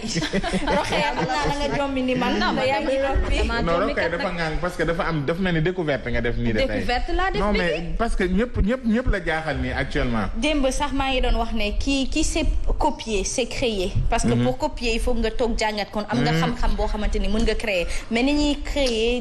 lu baax. di créer loo xamante ni daf ñuy dem jëmale ci kanam. actuellement nii sax mi ngi liggéey kooku elle avait xel mi koy yàlla may ci copier. maanaam mën na tiim sa copie. barki Cheikhou Tidiane tiim sa copie. parceriser li nga bind en 5 secondes. pare team copain bind ko actuellement man dama ko doon xool ne ko yow lii nii boo toogee sa kër nga jàng leçon bi. donc il faut que ñun ñu xool aussi yeneen méthode pour gën a am xaalis gënul gaaw que ñuy def lii ngir yàlla mes petits frères mes petites sœurs mes grands frères mes grandes sœurs. ñu ngi ñuy saaga di ñu xas. koofur bi de seen bakkan lañ ci teg. non mais koofur bi di ko yedd nana est-ce que tu sais que ni y a d'autres pays yu fi indi coow gis nga France. bien sûr mi ngi noonu exemple bi laa wane Bénin Togo et cetera yeneen pays yu bari am nañ même problème bi man damay bañ Sénégal mu am fi problème parce que da ngay am ay rakk ak ay cousin tey buñ la gisee nga nekk ci télé dañuy yaakaar ne nga am ay dugg-dugg fenn buñ ci amee problème yow la ñuy njëkk a woo allo Biggi dimbali ma woon ma nanaa ay dara société lay def na ma sarax ngir yàlla parce que actuellement sonn naa ñi ngi may woo di ma tëj ci sama yaa amul lu ma fayee coffre laa bokkoon joxe lii laa xaw ma sax problème bi fu mu jógee retombé demain bu ma kenn woo je vous le dis. Et justement pour revenir à blanchiment d'argent parce que ñenn ñi ñoo ngi poser cette question là resto yi tëj nañu yeneen ak yeneen yi tëj nañu dañuy discothèque yi tëj nañu donc peut-être ils n'ont plus d'endroit par lequel passer pour justement raxas li nga xamante ni wala justifier li nga xamante ni mooy xaalis bu tilim bi xaalisu luuma bi xëy na ñu bëgg ko jaarale ci loolu faites très très très attention. Le message je pense c'est ça. moom du sax blanchissement d'argent benn système la boo xam ne ni. merci non c'est extraordinaire. merci beaucoup Biggi xam naa waxtu ministère mi ngi bëgg a jot. merci à toi. merci à toi Mame Mbaye noo def. yaa ngi am jàmm. sant yàlla alhamdulilah. Aïcha ñu bàyyi la rek nga fàttali ni point yoon démb laata rek ñuy dikk ak ministère pour point yi tey. voilà ñu nuyu bu baax ñi nga xam ne ñooy nekk au rendez-vous saa su ne bu 10h jotee ñu ànd ak ministère de la santé lu ko jiitu dañuy def ak fàttali ci li nga xam ne moom la ñu am ndiki démb le ministre Abdoulaye Diouf Sarr moo ñu ko defaloon mu ñuy xamal ne kon démb 109 see doomu aadama la ñu jot a testé wala sax 190 see doomu aadama la ñu jot a testé bi ñu leen testé ba noppi 109 la ñu gis ne ñoo si ñëw amee jàngoroy Covid 19 gi ci 109 yooyee 107 yi dañu di ay cas contact ñaar ci ay cas communautaire la ñu am. benn bi mi ngi nekk sa Padois benn bi nekk sa fi nga xam ne moom mooy diwaanu Touba loolu moom mooy li nga xam ne moom mooy dernier bilan dernier point bi nga xam ne jot nañu ko def ni ki démb kon nag bi jàngoro ji duggee Sénégal ak léegi 2 mars ba léegi lu toll si junni ak juróom-ñeent téeméer ak juróom-ñeent fukk ak juróom 1995 say doomu aadama la jàpp ñi nga xam ne ñoom la tëral jamono ji ñu ngi toll si junni ak ñaar téeméer ak fanweer ak ñett 1233 ñi ñu fet ba nu wér moo ngi toll ci 742 district yi fanweer ak juróom ñi ci faatu ñi ngi toll ci fukk ak juróom ñeent localité yi nga xam ne moom la gën a laal jàngoroy coronavirus gi Dakar Ouest ñoo ngi am 311 Dakar Sud 271 Dakar Centre 231 cas Touba ñu am fa 229 ci ay cas Dakar Nord 176 Sédhiou 88 ci ay doomu aadama ñoo fa amee jàngoro ji Guédiawaye 72 Vélingara 64 Goudiri 63 Sangalkam 60 personnes ñoo fa amee jàngoro ji Mbao 53 Thiès 50 Pout 49 la ñu fa am Pikine ñeent fukk ak ñett Tëngéej ci ñeent fukk ak ñaar ñoo fa amee jàngoro ji Louga fanweer ak benn Yëmbal 28 ñoo fa amee jàngoro ji Mbour 19 Diamniadio 18 Ziguinchor 14 Kër Massar 11 Tambacounda jàpp kon nag fi nga xam ne mooy Saint-Louis 6 cas la ñu fa am Kaolack ñoo am fa 4 Popenguine Nioro du Rip ñoo am fa fu si nekk ñett Diouloulou ñaar ñoo fa am doomu jàngoro ji Tivaouane ñaar ba léegi ñoo fa am doomu jàngoro ji Oussouye Richard Toll Sakal Diourbel Diakhao Fatick foofee fu si nekk benn doomu ayta ñoo ndax Marie Khemesse ñëwaat 73 sur la pandémie Covid-19 au Sénégal. Ce mercredi 13 mai 2020, le ministère de la Santé et de l'Action sociale a reçu les résultats des examens virologiques ci-après. Sur 920 tests réalisés, 110 sont revenus positifs, soit un taux de positivité de 11,9%. Les tests positifs sont répartis comme suit: 102 cas contacts suivis par nos services, 8 cas issus de la transmission communautaire et répartis entre la Médina 3, ici à Dakar, et à Touba 5. 40 patients hospitalisés ont été contrôlés négatifs et déclarés guéris. 8 cas graves sont pris en charge dans les services de réanimation de l'hôpital de Fann 2, de l'hôpital principal 6. L'état de santé des autres patients hospitalisés est stable. Le Sénégal vient d'enregistrer 2 décès supplémentaires liés au Covid-19, ce qui porte à 21 le nombre total de décès liés au Covid-19 enregistrés. Le premier est un homme âgé de 75 ans, demeurant à Touba. Il est décédé hier mardi 12 mai 2020 à son arrivée au service d'accueil et d'urgence de l'hôpital Matlaboul Fawzeni à Touba. Le second est également un homme âgé de 75 ans et résident à Ngor à Dakar. Il est décédé ce mercredi 13 mai 2020 à 3h10 du matin au centre QMO de l'hôpital de Fann.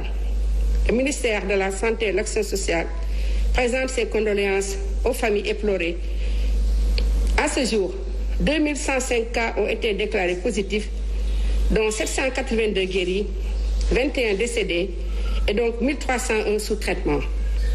Le ministère de la Santé et de l'Action sociale exhorte les populations au respect strict des mesures de prévention collective et individuelle. Je vous remercie. Assalamu alaikum askan bi. Ci bésu tey bi di 20.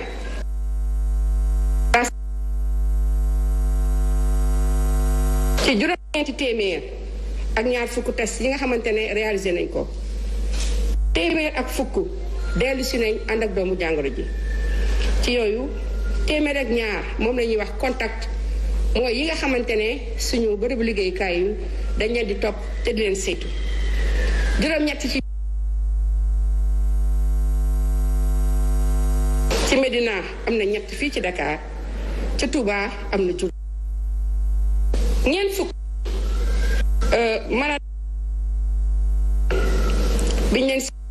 gisatuñ ci ñoom doomu jàngoro ji wër nañu. juróom-ñett cas grave am nañ ko ci service réanimation mooy ñuy wax service tawetas ci hôpital Fann am na 2 hôpital principal am na juróom-benn ñi ci des tëdd ci lalu hôpital yi ñu ngi ànd ak tal. Sénégal mu ngi naqarlu di am yeneen 2 nit ñi nga xamante ne làkku nañu génn nañu àddina te Covid 19 bi moo leen ko teg. ñooñu nag ñu ngi nekk benn suñu papa boo xam ne am na juróom-ñaar fukki at ak juróom dëkkoon ca Touba mu ngi génn àddina démb talaata fukki fan ak 2 ci mois de mai 2020 bi mu egsee rek ci li ñuy wax service d'accueil et d'urgence mooy ci bunt bi ci hôpital Matlaboul Fawzeyni foofa ca Touba. keneen ki fii ci Ndakaaru la ci Ngor moom tamit suñu papa la bu amoon juróom fukki at ak juróom moom itam mi ngi gaañu tey ci fajar gi ci 3h10 du matin mun nañ ko wax ci mercredi bii fukki fan ak 3 fii ci centre Fann fi ñuy wax QMO. ministère de la santé et de l'action sociale mi ngi dolli di jaale ay mbokkam ci ñaan ñoom ñaan ñëpp yàlla xare leen àjjana. ci bésu tey bii fi ñu toll ba mbas mi duggee Sénégal ba léegi ñu ngi ci 2 junni ak téeméer ak juróom ci ñi nga xamante ne ñoo am doomu jàngoro ji. ci yooyu juróom-ñaar téeméer ak juróom-ñett fukk ak 2 wër nañu. 2 fukk ak 1 génn nañ àddina ñu toog fii ci lalu hôpital yi tëdd fii ñu leen di faj ñu ngi toll ci junni ak 3 téeméer ak 1. ministère de la santé et de l'action sociale mu ngi dooleeti di ñaax askan wi ñu topp digtal yi nga xamante ne bu ñu ko defee mbas mi du leen wàll wante bu duggee itam du mun a tas ci Sénégal comme ni mu koy defee actuellement ñu ngi leen di gërëm di leen di sant asalaam. À l'instant, Marie-Khemesse Ngom Ndiaye, directrice générale de la santé publique moo ñu doon defal le point tey jii mu ñu nag dikkee ci xibaar bu tiis bi nga xam ne amati na yeneen 2 doomu aadama yu faatu ci mbasum Covid 19 gi kenn ki mi ngi toll si 75 ans juróom-ñaar fukki at ak juróom dëkkee sa Touba l'hôpital Matlaboul Fawzeyni foofee la ñàkkee bakkenam keneen ki ci l'hôpital Fann fi nga xam ne fi la ñu ko tegoon ngir nag saytu yaramam moom it mi ngi toll ci 75 ans dëkk sa Ngor moom it sa la ñàkk bakkanam ci mbasum Covid 19 gi test yi ñu def nag tey ji ëpp na juróom-ñeenti téeméer waaye nag dañu jàpp ni kon téeméer ak fukk la ñu gis ne ñoo ci amee jàngoro ji téeméer ak fukk yooyu bu ñu leen saytoo 102 yi dañu di ay cas contact kon nag juróom-ñett yi di ay cas communautaire yi tey ñetti ñi ñu ngi dëkk sa Médina Touba daal di say am juróom ci ay cas communautaire ñeent fukk ak juróom ñoom la ñu fecc ba nu wér juróom-ñeenti cas yu grave la ñu am jamono ji ñoom la jàngoro ji lottal ba ñu téyendi leen mu mel ni kon 2 kon nag yokku na si ñi faatu kon nag ñi faatu ci mbasum Covid 19 gi ñu ngi toll si 2 fukk ak 1 bi jàngoro ji duggee Sénégal ak léegi ñi ko amee ñu ngi toll ci 2105 ci ay cas 782 la ñu fecc ba nu wér lu toll si junni ak 701 ñoom la jàngoro ji tëral jamono ji may àddu ngeen di teewlu mooy le point du jour ñu ànd ak Idrissa Diémé fekk ko sa Pikine ni ñu koy defee bés bu yàlla sàkk dem gisi ko ngir nag moom it mu defal ñu le point foofee sa Pikine nee nañu lu mu gàtt lu toll ci 100 ak fanweer ak juróom amee nañu fa jàngoro ji foofee sa Pikine Idrissa Diémé nuyu naa la. Mambay gannaaw ba ñu nuyoo du nuyu à plateau Subatel gi yëpp di wax ni point du jour mercredi bi lu jëmee ci wàllu coronavirus daanaka dañ koy jagleel département bu Pikine ba mbas bi tàmbaleeg léegi am nañ ci 135 cas yu positif lu jëmee ci wàllu coronavirus ñu fàttali ni nag ci yooyee cas am na ci ay doomu aadama yoo xam ne ñu ngi woon ak jàngoro bi jot nañoo tane waaye par district wala sax par arrondissement tey lañ koy jëlee bu ci ëppale nag muy arrondissement bu Thiaroye ñu fàttale ni district bu Mbao foofu lay bokk boobee district sax am juróomi communes yu ko composé jàppale ni moom ba mbas bi tàmbaleeg léegi am nañ ci 53 cas yu positif lu jëmee ci wàllu coronavirus beneen district bu ci tegu mooy district bu Pikine ñu fàttali ni sax boobee ci arrondissement bu Daago daal la nekk ñu fàttali ni boobee district juróom-ñaari commune autant pour moi ñoo ko composé ñu fàttali ni itam ñoom le am nañ ci 43 cas yu positif lu jëmee ci wàllu coronavirus beneen district wala sax beneen arrondissement bu ñuy jëm mooy bu Thiaroye ñu fàttali ni arrondissement bu Thiaroye dañ ko subdiviser en 2 districts sanitaires muy district bu Yëmbal moomee jamono ji mu ngi am 28 cas yu positif beneen district bi muy bu Kër Massar moom le am 11 cas yu positif sànq rek maa ngi leen ko doon fàttali am na ay cas yoo xam ne jot nañoo tane ci téeméer ak fanweer rek juróomi cas yi ñu nemmeeku ba mbas mi tàmbaleeg léegi ci biir département bu Pikine tey Mambay mu nekkoon loo xam ne indi nañ leen ko mais dañ ko jëlee par district ak itam par arrondissement yu nekk ci biir département bu Pikine ñu joxante dig daje rek ba ëllëg incha allah ak beneen point boo xam ne dinañ leen ko indil lu jëmee ci wàllu coronavirus. jaajëf Idriss Diémé moo ñu defal le point foofee sa département bu Pikine Kër Massar jàpp Mbaaw yenn saa yi sama dugg forêt classée bu Mbaaw defal ñu fa le point ñu koy jaajëfal bu baax rendez-vous kon demee bi lay doon dañuy dem wutali sa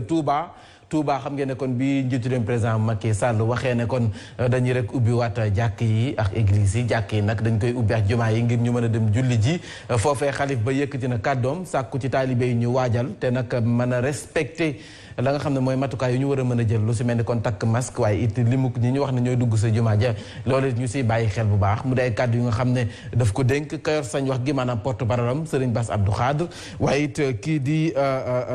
Serigne Abdoulaye Khat Bousso bu daayira xidmatul xidma ñu teewlu leen si seen i kàddu yi nga xam ne jot nañu ko yëkkati si turu xalif général kull murid lii nga xam ne ak wér di la te suñu borom wàcc ko ci kaw suuf te mu waxoon ca la Serigne Touba waxoon ca peste boobee ci njëriñ mbindeefum yàlla suñu borom la mu fa wàcce waxtoo ko suñu borom jeexale mu jóge fi waaye kon li ci suñu borom santaane ci àdduna ci lu ñu war a sàmmonte loolu sëriñ bi mi ngi koy fàttali. képp ku ñëw ci jumaa ji na nga jiital raxasu di woo alkosel boobu ñu wax te booy ñëw na fekk nga takk masque jataay yi itam nañ koy soreele bu ñuy génn itam nañ génn kenn te bañ a raj-raj loo kon ndigal li daal kuy dugg ci jumaa ji la ci jublu waaye jubluwu ci ajjuma ak lu dul ajjuma kuy julli si julli juróom loolu mooy ndigal li kuy julli si ajjuma loolu mooy ndigal li kuy siyaare si itam ci barab yi loolu mooy ndigal li ginnaaw sëñ bi dañ ko jox suñu bopp dañ ko war a bàyyeeg suñu bopp fu mu ñu jaar loo rek ñu jaar fa noonu nag fas nañu yéene lii mu ñu digal luñ mën danañ ko ci def luñ mënut it danañ ko ci jéem ngir sëriñ bi amee ko ni mu ko bëggee. voilà muy sàkkuteefu xalif général kullu murid jëm ci jullim foofee nga xam ne moom mooy si jumaa ji nekkul àjjuma rek waaye képp kuy julli waxtu juróom te nga bëgg ko defee sa jumaa ja sàkku nañ si yow boo fay ñëw nga takk masque ndax loolu moo ñuy muccal si mbasum covid 19 gi masque yooyee xam nga ne sàkku nañu ndongo yi bu ñuy jàng ñu daal di koy yor raf fépp nga xam ne nit ñi dañu fay daje it ku si nekk na takk masque kon nag jot na si ku nekk mu war saa mën a am looloo sabab imam Abdoul Aziz Ndoye sa Tëngéej foofee dafa gàddu thermoflash am gàddu ay maskam di ko distribuer ngir nag askan wi ci boppam war saa mën a am bu fekkee nag dañuy dem julli ji wala ñuy dem ci yenn bërëb yi imaam Abdoul Aziz Ndoye si diina ji lay yëngu waaye it bii la yoon dafa dox nag ci li nga xam ne mooy yittee askan wi dalay saytu bu jëlee thermoflash bi teg ko sa yaram xool ndax tàng nam déet ba noppi jébbal la masque imaam Abdoul Aziz Ndoye sa Tëngéej la ñuy àndal. dañ ne wala ya'lamu junuuda rabbika illaa huwa yàlla moo am ay soldaaram te ñun mënuñu ko maîtriser fii ñu toll nii nag Tëngéej gi ñu nekk tey ñu ngi fii Arafat 3 man maay président conseil bi nga gis jigéen ñëpp mobilisé wu xale yi mobilisé wu pour lan parce que zone bi ñu nekk ni muy Arafat 3 dafa nekk zone boo xam ne carrefour la tampon la moo tax ñu tiit suñu bopp Tëngéej tey mu ngi enregistré juróom-ñetti fukki cas ak benn tey rek ñu ngi wax ne Sangalkam am na benn quartier boo xam ne quartier bi yëpp am na ku leen infecté yore woon feebar bi te xamu ko kon nag ñu bëgg population bi yëpp jóg ñu xam ne fii ñu toll nii ñëpp ñoo war a mobiliser wu xale yi ñu téye leen seeni kër mais yamuñu si dañu yore waale thermoflash képp koo xam ne xooloon nañ la sa température war a yegg 37 dañ lay alerter 38 39 dañuy def appel 40 moom dañ lay mettre en quarantaine oote yàlla defal nañu sutura amaguñ ko waaye ñu ngi ci liggéey boobu en d'autres termes defuñu test mais température la ñuy xool di xam ne daal l'heure est grave. c'est grave mu ngoog mu dee kàddu yu tukkee ci Imam Abdoul Aziz Ndoye sa Tëngéej Arafat mu dem seeti askan wi xool ni mu leen di dikkee renfort ci jamono ji nga xam ne dañuy dund ak mbasum Covid 19 gi ni ñu koy defee aussi le point sa biti réew dañ ci ànd ak Pape Mante Mboup.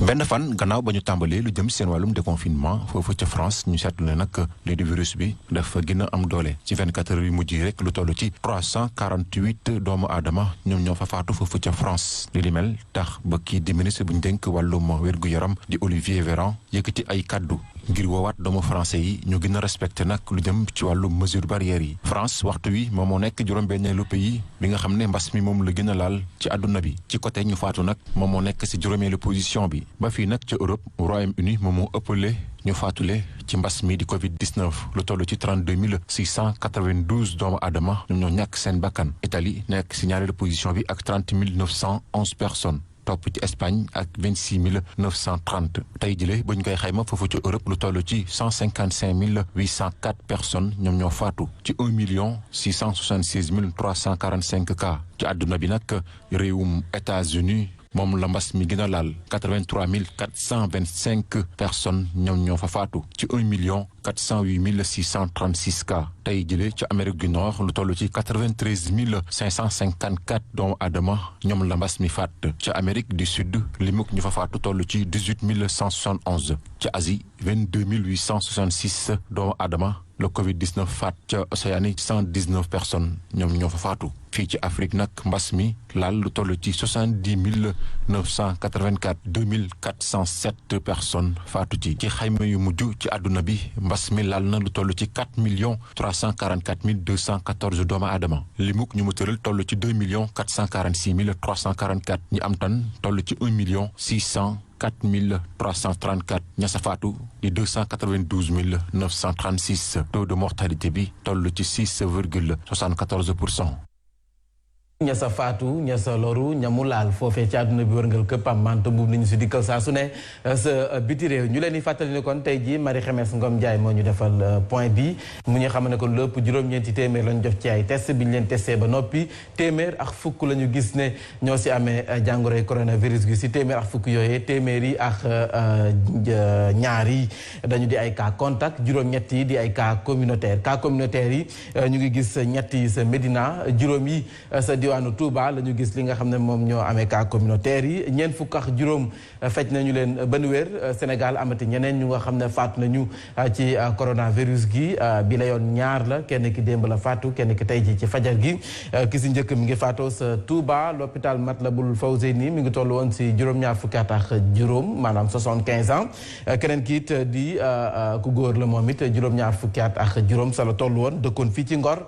moom it mi ngi faatoo fii ci l'hôpital Fann kon ñaar fukk ak benn ci ay doomu aadama ñoo faatu si mbasum Covid 19 bi fii ci réewum Sénégal bi fi jàngoro ji duggee ak léegi ñi mu laal toll nañu si ñaari junni ak téeméer ak juróom 2105 782 la ñu fecc ba nu wér ña jàngoro ji tëral jamono ji may àddu ngeen di teelu toll nañu si junni ak ñetti téeméer ak benn di leen xamal ne kon ministre bi wax na ko démb ne ni ñuy defee point bi dana am ab coppeeku ñu ngi koy waxtaanee seen biir xool ndax léegi du ñu def ay bataaxal yu nga xam ne dañu koy yónnee si kër taskatu xibaar yi su ko defee ñoom it ñu mën koo mën a siwal wala def si jàngat bi ñu ko yittewoo askan wi mën a xam du ñàkk it na kon ni ngeen di gisee Marie Khemesse Ngom wala le ministre Abdoulaye Diouf Sarr ak ñooñu du ñàkk dinañ ko fi yematle waaye nag loolu faw ministre bi joxe dogal li ba pare ndax ñoom it dañuy génn communiqué ngir xam ndax loolu njiitu réew mi dina ko nangu am déet bu ko signé ñu daal di koy appliqué di tàmbalee joxe ay communiqué ci rédaction yi jaajëfal leen bu baax ci teelu bi rendez-vous bi ëllëg lay doon certainement ñu ànd seen waa ministère de la santé ñu fës génne def beneen point Asma. di la jaajëfal bu baax a baax merci beaucoup. jaajëf Asma. mais Mori ñoo ngi gën di yokku de yal nañ ci yàlla musal. waaw yal nañ ci yàlla musal surtout jamono ji nga xam ne ñu ngi naan mën nañu dundaax jéem a cohabiter avec le virus mais en tout cas ñi ñaa ngi faatu tey bi loolu doy na waar. doy na waar de. yàlla baax na. yàlla war nañoo sàmm de. yàlla nañu sàmm sax incha allah. incha allah rabbi jërëjëf Mame Mbaye. jaajëf Asma. ba ëllëg incha allah. incha allah ñu desandi si suba teel ñu toll woon ci lu et vu sur le net yow gisoo ma sur le net quelque part. gis naa la kay. gis nga ma. léegi bu ko may dara. non c'est que Asma lébu yi li ñu wax ci yow man dama sonn nañ bàyyi noonu mu jàll vraiment série arrêté quand même nañ. maa ngi leen di nuyu au passage di leen remercier rek lébu yi. fii la ñuy ndar keppale. dafa jeex. oh. Pape Assane na minute actualité moo ñëwut xam naa daa feebar rek. Pape Assane xam naa dafa am lu ko téye. daa lottu. instant boo ne daa feebar fitu ñëppay dem. mbaa mu profité daa am kii gànt. daa am gànt waaw daa lottu la rek xam naa rek. est-ce que du profité ci affaire bi pour li ñu wax sànq promo corona bi. ay DJ yaay wax lu ne. dëgg la corona bi am na ñu ciy wut buzz de moom xam nga am na ñoo xamante ne lu ñu amee buzz baax na. comme waaye loolu moom yàlla nañ ci yàlla musal. kan ci la. waa jooju nga fi indi woon. kan la nu mu def. kii mooy ki nekk Angleterre Mori. Mori waaw. waaw Mori nu mu mujjee yow. Mori. mais Sénégal ñoo mën a jëlee est-ce que xam nga Mori dafa amoon ay abonnés yu bëri ñëpp ko fa bàyyi. ñëpp ko fa bàyyi désactivé woon na compte am activé waat. ndeysaan dafa baax mujj na tane. dina tane waaw kon ñi nga xamante ne feebar na yàlla ñu tane rek waaye ñi dara jotagul nañu gën a fagaru. asma circulation bi commencé waat na. marché yi commencé waat na fees. jar na tiit. justement ñu bàyyi ci xel bu baax a baax. merci beaucoup Bigui. waaw merci à toi aussi ñu am ñuy massawu bu baax ñi nga xamante ne dañuy dégg ne que dañu am ci feebar bi nga xam ne mooy jàngoro coronavirus muy collègue wala autre chose koo xam ne dañ ko dégg ci yeneen chaîne de télé aussi yéene wuñ ko kenn surtout ñi nga xam ne dañuy dëkk ci di bégal nit ñi di féexal xolu nit ñi du ñu am fayu fay leen maanaam yàlla na leen yàlla fay gi nag yàlla na nekk jóg boo xamante ni miracle mën naa am wala lu ne mën naa am na ci yàlla jàpp rek incha allah ndax moom mooy kul fadri moom wax dëgg yàlla yàlla na yàlla sàmm waay. donc Asma di leen remercier bu baax a baax mais surtout di remercier Tabouri borom Ramadan Couture moom moo aw tay ci tenue bi 77 la 705 11 27 77 705 11 27 moom mi ngi nekk fële ca Mariste donc merci à tout le monde et à samedi inchallah. Voilà, merci à vous, charmants téléspectateurs. yéen nit ñi bëggee ci suñu page Facebook Sen TV l'officiel yéen it amuñu seen fay yéen ñi télécharger application bi App Store wala Play Store it amuñu seen fay ñu ngi leen di jaajëfal bu baax a baax may fàttali ni rek sañse bi Adja moo ci jaar saa su ne xam naa léegi rek mam Sidi dikk ci li nga xamante ni mooy écritel bi ngeen mën a am numéro de téléphone portable bi voilà comme affiché ma bàyyi leen avec la bonne suite des programmes sur la Sen TV di fàttali ni à 11h da ngeen di am waxtaane ko en compagnie de Mantoulaye ak ñi nga xamante ni ñoom lay faral di àndal yor bu ne rek ca man nag may jaajëfal aussi équipe technique bi di leen wax merci beaucoup c'est pas évident mais merci voilà merci à vous ayca ma bàyyi leen rek dig daje leen demain inchallah ci beneen suba teel